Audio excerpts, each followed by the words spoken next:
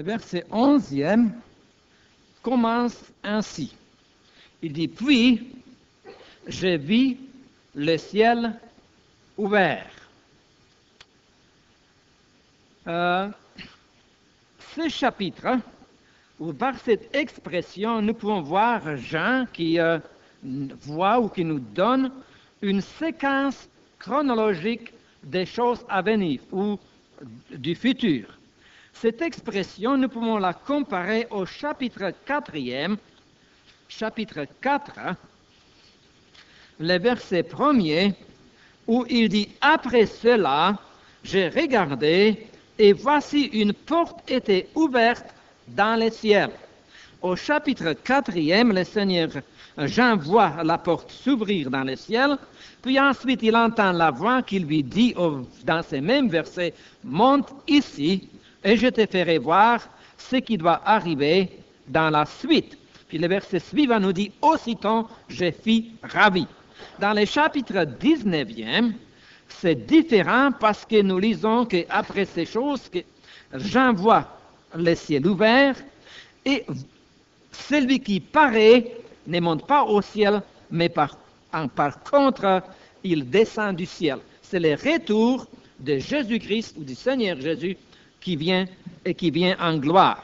Avant d'aller vraiment dans cette partie du chapitre 19e, il y a certaines choses que j'aimerais que nous puissions nous redire, nous rappeler, de certaines distinctions concernant le Seigneur Jésus. Tout d'abord, je dois vous dire que le Seigneur Jésus est venu sur la terre une fois, la première fois, ce qu'on appelle sa première venue. Je ne pense pas que c'est un mystère, que c'est quelque chose de secret. C'est vrai que dans l'Ancien Testament, il voyait la venue des Messies, mais il ne voyait pas une distinction entre sa première et la deuxième venue. Pour eux, il y avait ces vides, le temps de l'Église entre la première et la deuxième venue, il ne la voyait pas. Mais la première venue du Seigneur Jésus est une venue historique. C'est déjà fait, les prophéties concernant cette venue sont accomplies, sont faites. Maintenant, la deuxième chose que nous devons réaliser ou noter concernant le Seigneur Jésus, que le Seigneur Jésus viendra pour enlever son Église.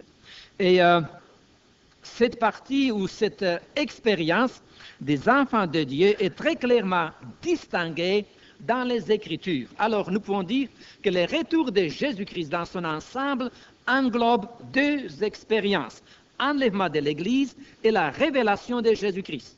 Alors, nous ne devons pas mêler, quand nous parlons du retour de Jésus-Christ, il faut distinguer qu'il y a deux choses, l'enlèvement et la révélation. Ensemble, c'est les choses de la fin.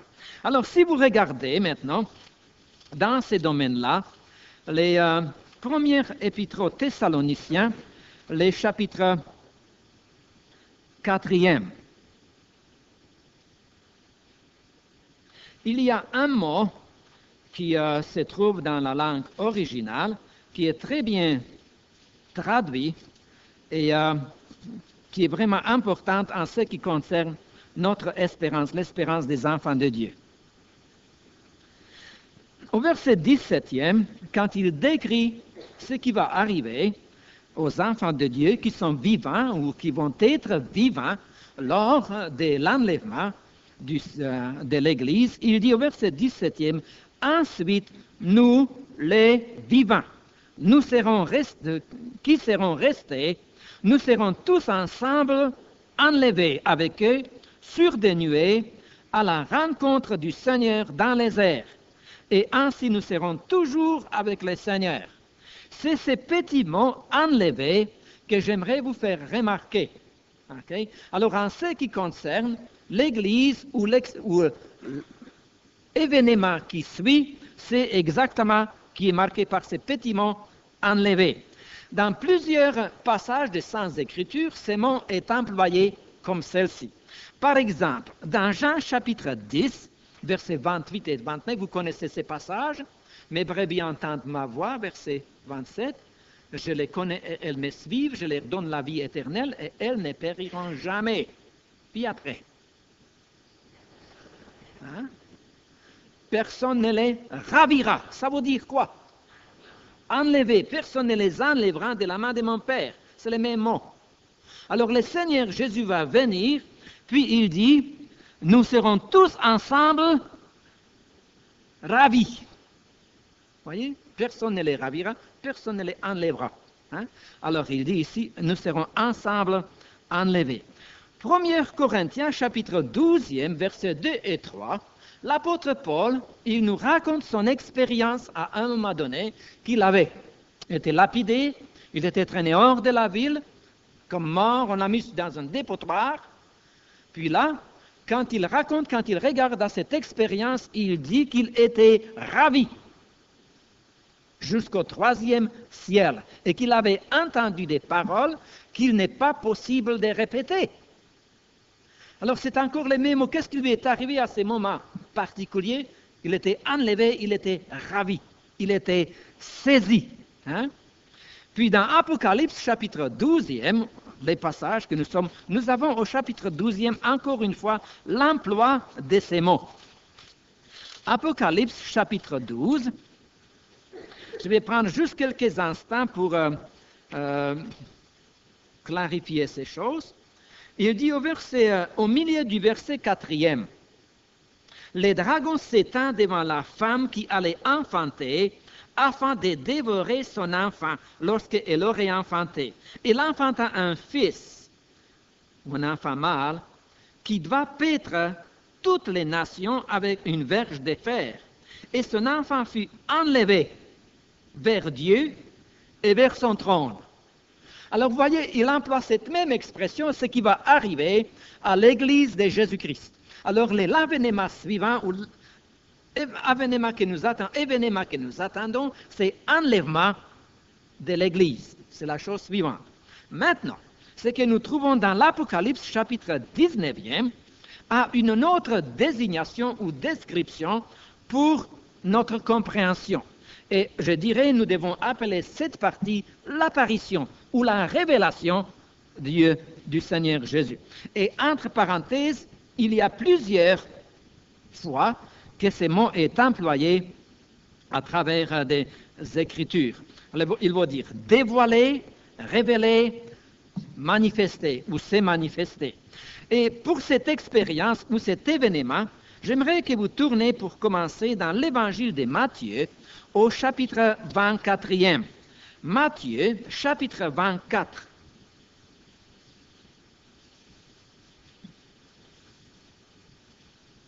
Alors, quand il s'agit, et il y a vraiment des choses qui distinguent ou qui sont très différentes entre enlèvement et la révélation.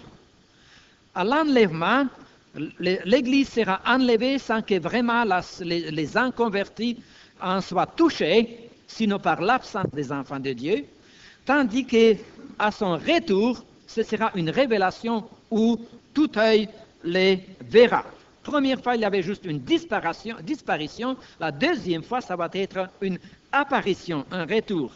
Alors, Jésus-Christ va venir tout d'abord chercher son épouse, tandis qu'il va venir, quand il viendra, à la révélation, il va venir avec son épouse. Voici ce qui est écrit au chapitre 24e. Je vais commencer la lecture avec les versets 27, s'il vous plaît. Il dit, car comme l'éclair part de l'Orient et se montre jusqu'en Occident, ainsi sera l'avènement du Fils de l'homme. En quelque lieu que ce soit les cadavres, là s'assembleront les aigles. Aussitôt, après les jours de détresse, les jours de détresse, c'est la grande tribulation. Le soleil s'obscurcira, la lune ne donnera plus sa lumière, les étoiles tomberont du ciel, et les puissances des cieux seront ébranlées. Alors, le signe du Fils de l'homme paraîtra dans les ciels. Toutes les tribus de la terre se lamenteront et elles verront le Fils de l'homme venant sur les nuées du ciel avec puissance et une grande gloire. Ça, ce n'est pas vraiment quand il viendra pour arracher, pour saisir, ravir l'Église de Jésus-Christ. C'est quand il viendra sa révélation. Apocalypse chapitre 19e, n'est-ce pas? Si vous regardez encore avec moi, quelques autres passages sont vraiment très intéressants. J'aimerais vous dire qu'est-ce que j'ai planifié de faire avec vous ce soir. Comme ça, vous n'allez pas être découragés. Ou peut-être vous allez être découragés dès le début. Ce que j'ai pensé de faire, c'est de vous donner une introduction comme ça, puis il y a une chose que je voudrais faire avec vous ce soir, juste une chose. C'est de regarder la personne décrite dans le chapitre 19e et la comparer avec les chapitres 1er. Nous en regarderons tout à l'heure, mais nous sommes dans les domaines d'introduction. J'aimerais que dans vos têtes, dans vos pensées, c'est clair comme l'eau des roches. C'est supposé être clair, l'eau des roches, c'est ça? Où est-ce que je vous ai dit de tourner? C'était pas si clair que ça, hein? Bon, alors j'aimerais vous répéter, tournez à 2 Thessaloniciens, les chapitres 1er. Est-ce que je l'ai dit? Non? Alors ce n'était pas si clair, hein? Bon, c'est ma faute. Je l'accepte. 2 Thessaloniciens, les chapitres 1er.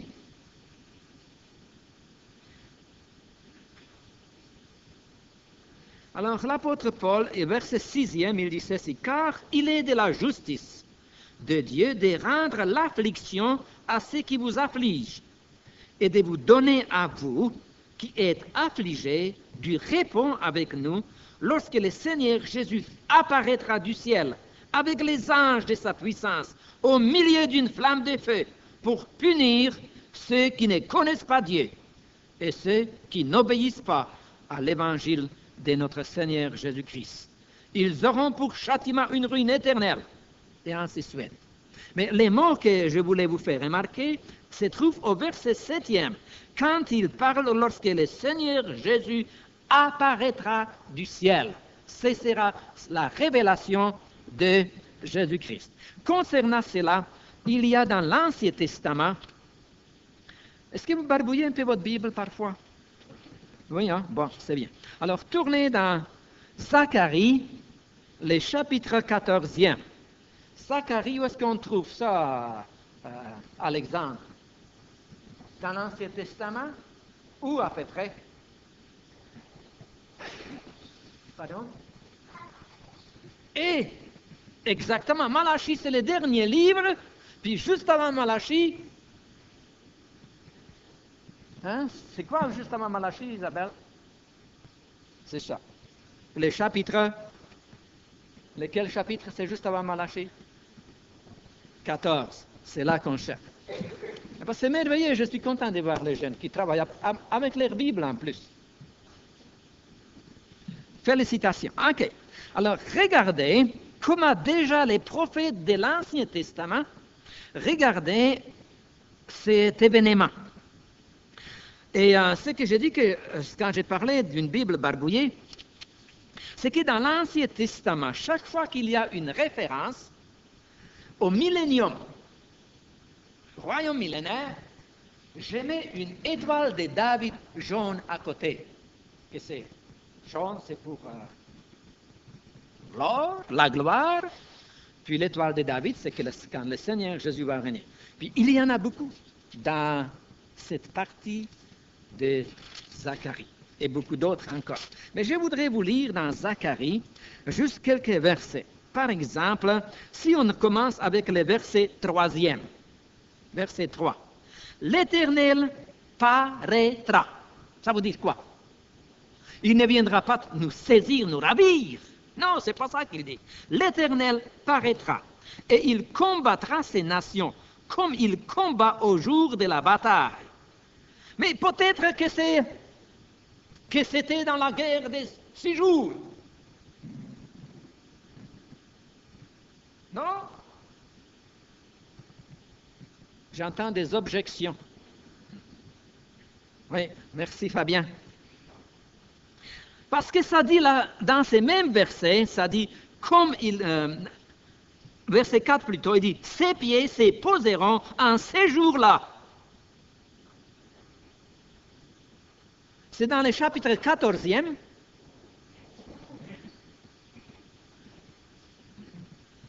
Puisque je dis, Je dis 14? Alors cette fois-ci, je ne m'excuse pas, c'est pas ma faute. C'est pas moi qui est dans les patates. Ok, mais c'est bien comme ça. Merci d'avoir signalé ça. Alors, nous sommes dans le chapitre 14e.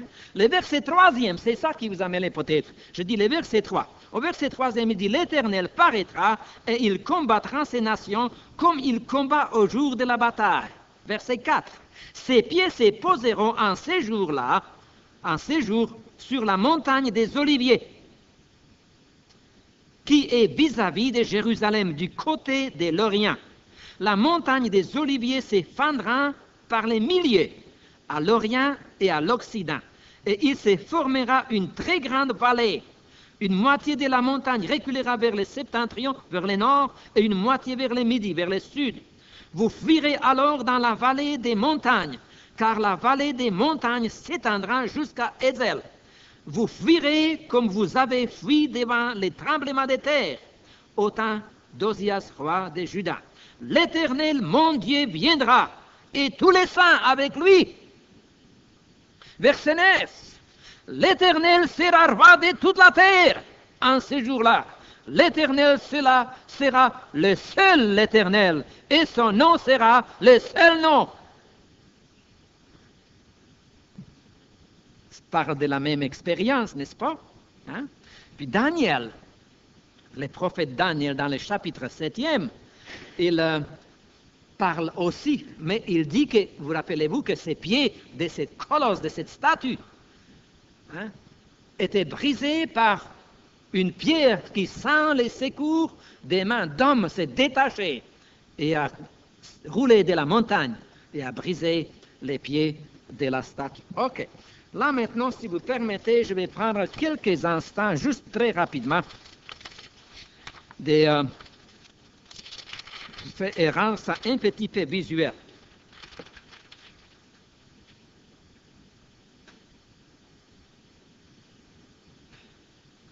Alors, nous vivons dans cette partie ici. L'avènement, la première venue du Seigneur Jésus a lieu ici, la croix du Calvaire.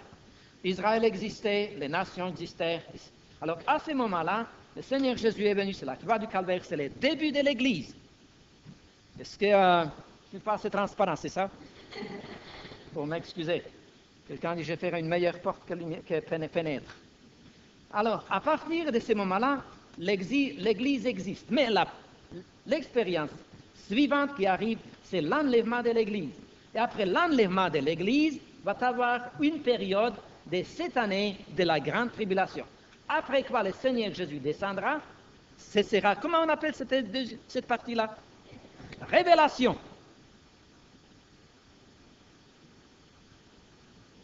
J'ai entendu 2 ou 3 voix. Cette première partie, on appelle ça comment? Est-ce que c'est juste monsieur et madame Lefebvre qui sont ici ce soir?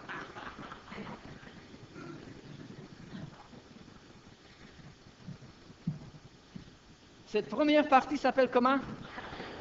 C'est un peu mieux. Un peu mieux, je dis. Cette deuxième partie s'appelle comment? Révélation. Révélation. Révélation. Pardon? Ah, mais excusez-moi. On parle de cette... Bon. Ça, c'est la première chose. Maintenant, si nous tombons dans les livres de l'Apocalypse, même, je voudrais... nous allons parler ce soir, ou à partir du verset 11e, chapitre 19, nous allons parler de la révélation de Jésus-Christ. Ou appelé, y a-t-il une autre description de la révélation?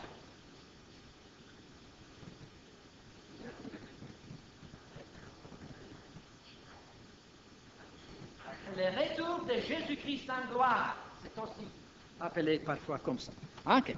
Alors, au début, nous sommes dit qu'on a regardé l'Apocalypse avec les versets clés, chapitre 1, verset 19, et nous l'avons divisé en 3 parties. Passé, présent, futur. Et cette partie était chapitre 1, passé, chapitre 2 et 3. présent et chapitre 4 jusqu'à la fin, ça c'était les futurs. La partie du futur, ça va être un peu plus clair comme ça, la partie du futur, nous avons dit, les chapitres 4 et 5, c'est la vision des gens dans le ciel, où ils voient les trônes, le livre qui était ouvert, puis ensuite la grande tribulation à partir du chapitre 6e, chapitre 6 jusqu'à la fin du chapitre 18e, même les premiers 10 versets du chapitre 19e. Chapitre 19 à 22, ça c'est les chapitres du royaume. OK. Alors, pour ce soir, où est-ce que c'est là?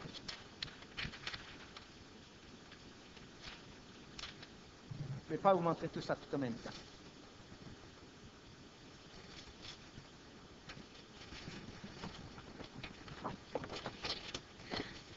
Alors, ce que j'aurais aimé faire ce soir, c'est vous donner cet aperçu, cet arrière-plan, pour pouvoir ensuite regarder ce qui se trouve dans le chapitre 19e à partir du verset 11e. Je reviens maintenant au chapitre 19, le verset 11e. Je vais faire la lecture jusqu'au verset 16e, juste cette partie-là. Il dit, « Puis je vis le ciel ouvert, et voici parut un cheval blanc. Celui qui l'est monté s'appelle fidèle et véritable, et il juge et combat avec justice. Ses yeux étaient comme une flamme de feu. Sur sa tête étaient plusieurs diadèmes. Il avait un nom écrit que personne ne connaît si ce n'est lui-même. Et il était revêtu d'un vêtement teint de sang. Son nom est la parole de Dieu. Les armées qui sont dans le ciel les suivaient sur les chevaux blancs, revêtus d'un fin lin blanc pur. De sa bouche sortait une épée aiguë pour frapper les nations, et il les pètera avec une verge de fer. Et il foulera la cuve du vin de l'ardente colère du Dieu Tout-Puissant. Il avait sur son vêtement et sur sa cuisse un nom écrit, Roi des rois et Seigneur des seigneurs. C'est vraiment quelque chose de merveilleux. Quelqu'un a décrit cet événement en prenant une comparaison des empereurs romains.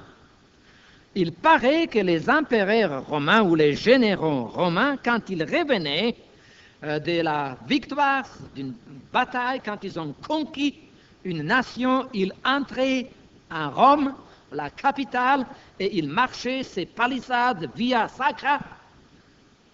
Le général ou l'empereur était assis sur un cheval blanc, suivi de son armée vainqueur. Puis cette armée était suivie des chars dans lesquels se trouvaient tous les butins qu'ils ont amenés du pays qu'ils ont conquis, toutes ces richesses qu'ils apportaient avec eux.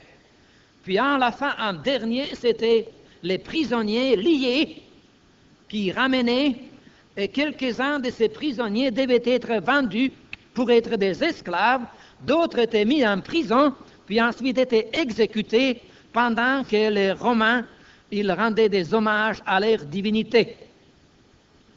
Alors, si je puis dire, ça c'était une scène romaine, et Jean, quand il nous donne une scène différente, mais il nous montre le Seigneur Jésus comme qu'il vient en vainqueur pour régner d'une victoire.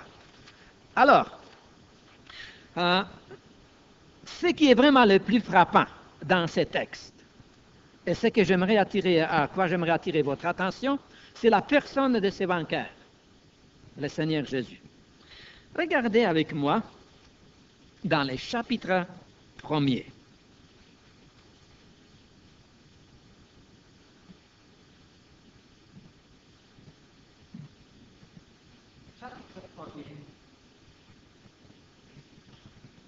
Je vais vous poser une question. Et j'aimerais poser cette question aux personnes qui sont en arrière.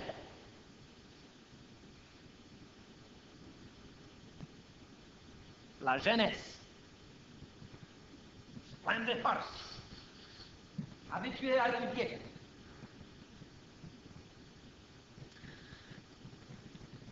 Premier aspect du retour de Jésus-Christ est appelé enlèvement. Le deuxième, nous avons dit, c'est le retour de Jésus-Christ en gloire. On l'appelle comment? En arrière, les jeunes.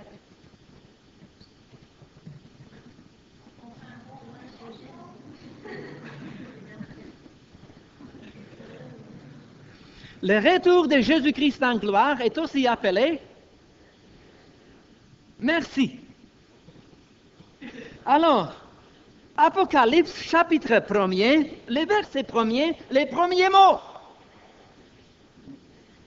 Révélation. Alors, vous voyez, c'est la révélation, et nous trouvons dans le chapitre 19e vraiment ce qu'il nous dit au chapitre 1er. Parce que le chapitre 1er, le verset 1er, nous dit révélation de Jésus-Christ. C'est pourquoi j'aime l'Apocalypse, parce que j'aime le Seigneur Jésus. Et l'Apocalypse est primordialement, avant tout, non pas un livre pour nous montrer les désastres qui vont venir, mais nous démontrer la personne de Jésus-Christ. C'est la révélation de Jésus-Christ. Alors, dans les chapitres 1er, au verset 12e, il nous donne la description de la personne du Seigneur Jésus. Et ça m'a intrigué quand j'ai regardé ces deux aspects hier soir. Et je me suis dit, je me demande quelle est la différence entre ces deux. Est-ce que ça vous intrigue? Alors, je ne peux pas faire mieux que de lire ce qui est sur le texte. Au verset 12e, il dit ceci. Je me retournai pour connaître quelle était la voix qui me parlait. Et après m'être retourné, j'ai vu 7 chandeliers d'or. Et au milieu de 7 chandeliers, quelqu'un qui ressemblait à un fils d'homme, vêtu d'une longue robe et ayant une ceinture d'or sur sa poitrine. Sa tête et ses cheveux étaient blancs, comme de la laine blanche, comme de la neige. Ses yeux étaient comme une flamme de feu. Ses pieds étaient semblables à des lairains ardents, comme s'il eût été embrasé dans une fournaise. Et sa voix était comme le bruit des grands eaux. Il avait dans sa main droite 7 étoiles. De sa bouche sortait une épée aiguë à 2 tranchants. Et son visage était comme le soleil lorsqu'il brille dans sa force. Si je puis dire, c'est à peu près ceci. C'est ça? Bon, c'est pas ça. OK. Alors, dans les premiers chapitres, n'éteigne pas trop de lumière, Steve, parce que là, j'aurai la misère de voir. Merci. Alors, si vous remarquez, dans les premiers chapitres, il nous donne la description, il nous parle de sa robe, de sa ceinture, de sa tête, de ses yeux, de ses pieds, de sa voix, de ce qu'il avait dans sa main, de sa bouche, de son visage. Quelle description merveilleuse de la personne du Seigneur Jésus. Quand nous regardons dans le chapitre 19e, par exemple, nous trouvons qu'il y a une légère différence. Parce que dans le chapitre 19e, nous trouvons le Seigneur Jésus. Voyons. Tout d'abord, son nom, son jugement, ses yeux, sa tête, son vêtement, son armée, de sa bouche, sa verge et son vindicatif. Alors, il y a une différence, et j'apprécie beaucoup cette différence. OK. Ça va, vous avez tout ça dans votre Bible. C'est écrit dans la Bible même. Alors, si vous remarquez, il y a quelque chose qui m'a intrigué, parce qu'il commence, le verset 11e, il nous présente vers chapitre 19, verset 11, il dit « J'ai vu le ciel ouvert et voici parut un cheval blanc. Avez-vous remarqué, quand nous étions dans les chapitres, dans quel chapitre on trouve un cheval blanc? 6. Chapitre 6e, il dit, il a vu paraître un cheval blanc. Et quelqu'un celui qui les montre, est parti pour un vainqueur et pour vaincre. Et nous avons dit à ce moment-là que ça, ce n'était pas Jésus-Christ. Que c'était quelqu'un qui essayait de contrefaire, imiter le Seigneur Jésus. Mais ici, nous voyons, l'apôtre Jean nous dit qu'il a vu paraître un cheval blanc, et celui qui l'est monté, pour que nous ne doutions pas, il nous dit son nom. Et je me posais une question, homilétiquement, pourquoi Jean nous a donné 4 fois son nom. Avez-vous remarqué ça? Au verset 11e, il dit « il s'appelle ». Mais quelqu'un qui s'appelle, c'est son nom. N'est-ce pas? Au verset 12e, il dit « il avait un nom écrit ». Puis au verset 14e, il dit « son nom est la parole de Dieu ». Puis au verset 16e, il dit « il avait sur son vêtement et sur sa cuisse un nom écrit ». Roi des rois et Seigneur des seigneurs. Alors, nous trouvons en réalité qu'il y a son nom, je l'ai mis ensemble sur cela, je l'ai mis ensemble, je ne sais pas, ça reflète terriblement. Ok, alors le premier, c'est fidèle et véritable, inconnu, parole de Dieu, roi des rois, Seigneur des seigneurs. Ça, c'est la première des choses que nous lisons au sujet de la personne du Seigneur Jésus quand il nous donne son nom. Il est fidèle et juste. Dans le chapitre 1er, au verset 5e, il nous dit qu'il est le témoin fidèle. Il est fidèle à ce qu'il dit, il est fidèle à sa parole, fidèle à ses témoignages, fidèle à son testament, fidèle dans ses promesses, fidèle à son peuple, fidèle aussi dans ses jugements. Psaume 121 nous dit « celui qui te garde est fidèle ». Et constamment à travers des Écritures, le Seigneur Jésus est appelé comme étant celui qui est fidèle. Et c'est la même chose en ce qui concerne sa justice. Il est juste. La deuxième chose que vous pouvez remarquer, qu'il nous dit, il donne un deuxième nom, et il dit, ces noms-là, au verset suivant, verset 12e, personne ne connaît. Voudriez-vous que je vous dise qu'est-ce que c'est ces noms?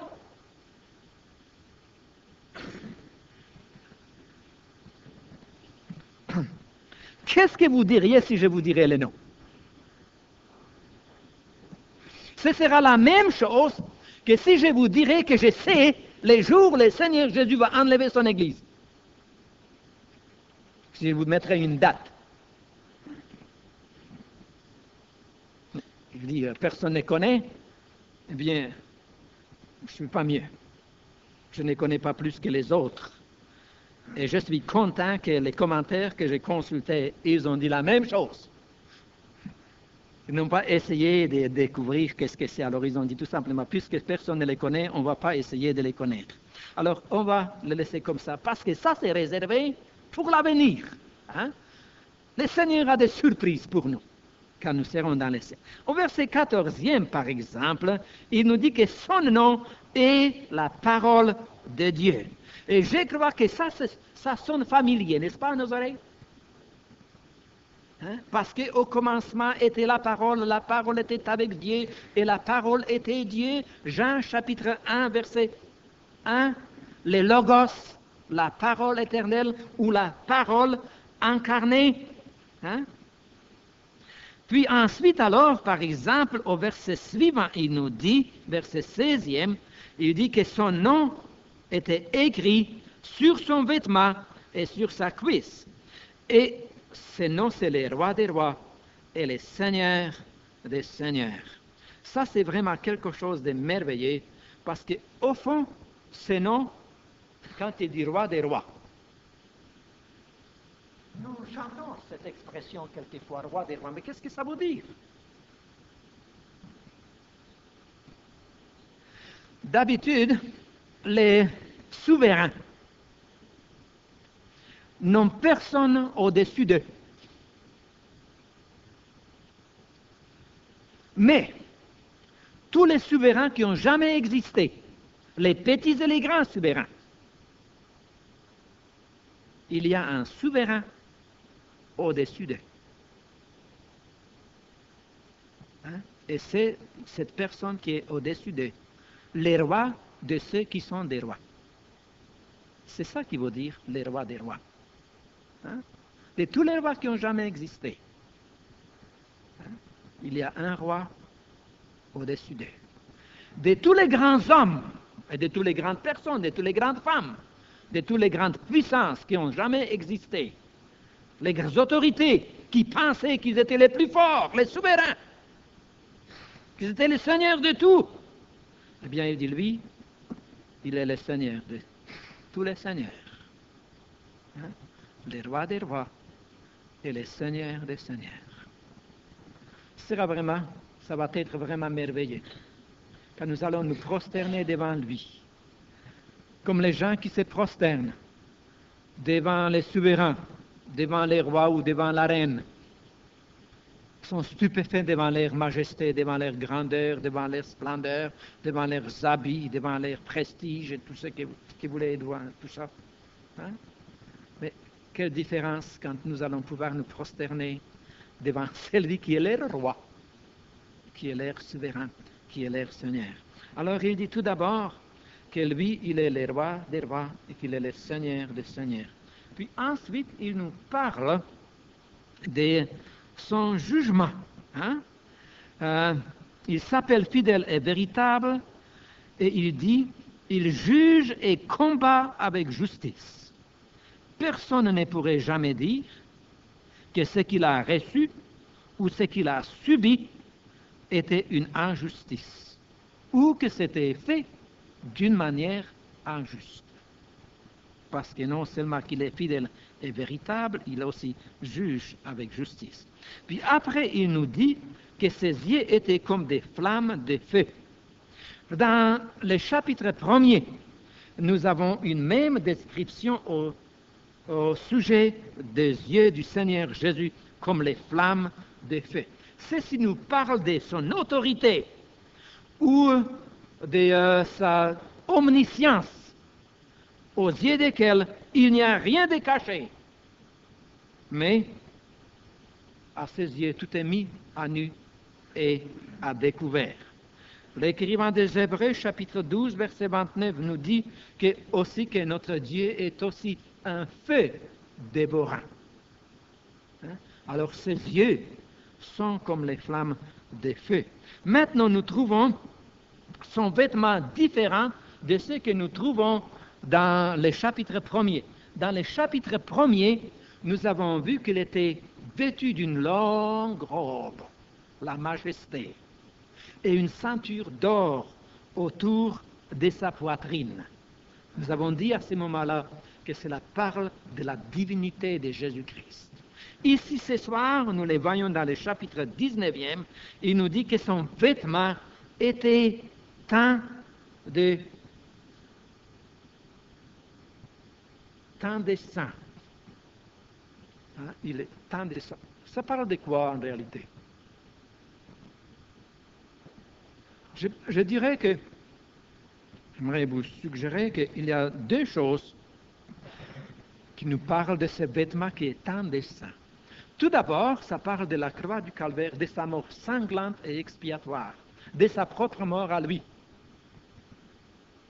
Et en réalité, les vêtements du Seigneur Jésus teints de sang sont un témoignage pour les enfants de Dieu, pour qu'ils témoignent que notre salut était acquis par son sang.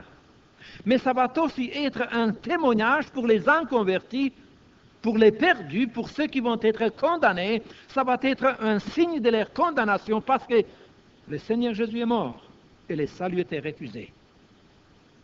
Je dirais tout d'abord que ces vêtements teints de sang nous pointent vers la croix du calvaire.